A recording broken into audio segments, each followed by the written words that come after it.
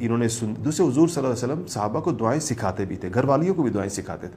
صحابہ کہتے ہیں نبی کریم صلی اللہ علیہ وسلم نے ہمیں دعائیں ایسے سکھائیں جیسے قرآن کی آیتیں سکھائی جاتی. قرآن کی آیت یاد کرائی جاتی تھی پرانے زمانے میں، وہ تو نہیں ہوتے تھے نا لکھے ہوئے مصحف تو سامنے نہیں ہوتے تھے سب کے، تو زبانی یاد کرانے کا نظام تھا. یعنی ایک آیت پڑھی پھر اسے سنی پھر پڑھی پھر سنی پھر پڑھی، اس کو سینہ بسینہ یاد کرنا کہتے ہیں.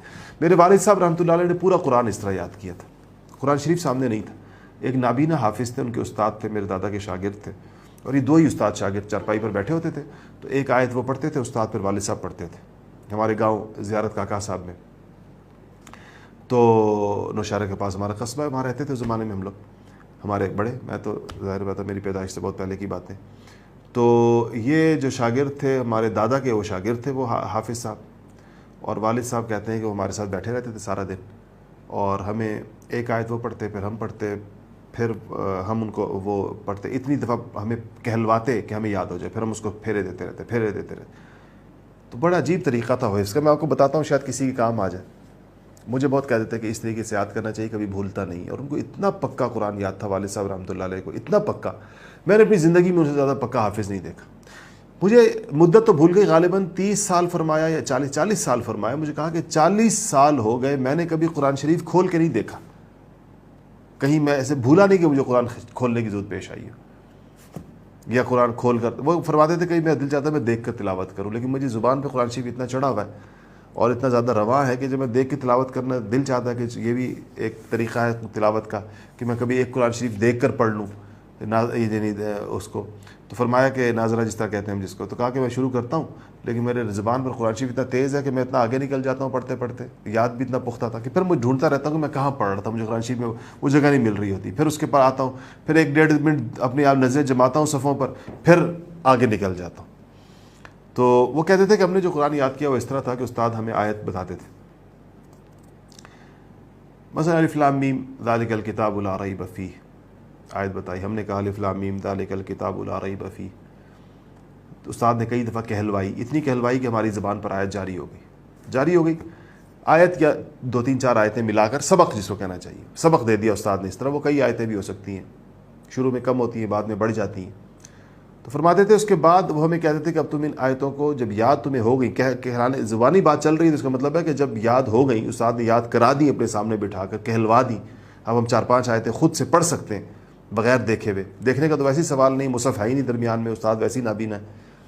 تو پھر اب استاد کہتے ہیں کہ تسبیح لو اور اس سبق کو جو تم نے چند آیتیں آج لی ہیں اس کو 100 پھیرے دو زبانی. تو کہتے ہیں ہم تسبیح لے کر اس سبق کو جتنی بھی آیتیں ہوتی تھی 100 پھیرے دیتے تھے. 100 پھیرے پورے ہو تو استاد کو آ کر سنا دیا. وہ تو سنا تو 100 پھیرے سے پہلے بھی رہے تھے، لیکن اب تو 100 پھیرے اس کو دلوائے تاکہ وہ نقش ہو جائے دل کے اوپر. پھر کہتے ہیں اگلا سبق بھی اسی طرح 100 پھیرے. پھر ان دونوں سبقوں کو چونکہ الگ الگ 100 پھیرے دیے ہیں تو ان دونوں کو کنیکٹ بھی کرنا ہوتا ہے آپس میں. تو کہا دونوں کو ملا کر ہم 50 پھیرے دیتے تھے. تو آپ سوچیں کہ 100 پھیرے اس کو پڑھ گئے، 100 اگلے سبق کو پڑھ گئے، دونوں کو ملا کر، دونوں سبقوں کو ملا کر 50 دیے، تو گویا ہر سبق کو 150 پھیرا پڑ گیا. اس کے بعد اگلا سبق کو 100 پھیرے دیے، تیسرے سبق کو، چوتھے سبق کو 100 پھیرے دیے، تیسرے اور چوتھے کو ملا کر 50 پھیرے دیے، اور پھر ان چاروں کو ملا کر 25 پھیرے دیے.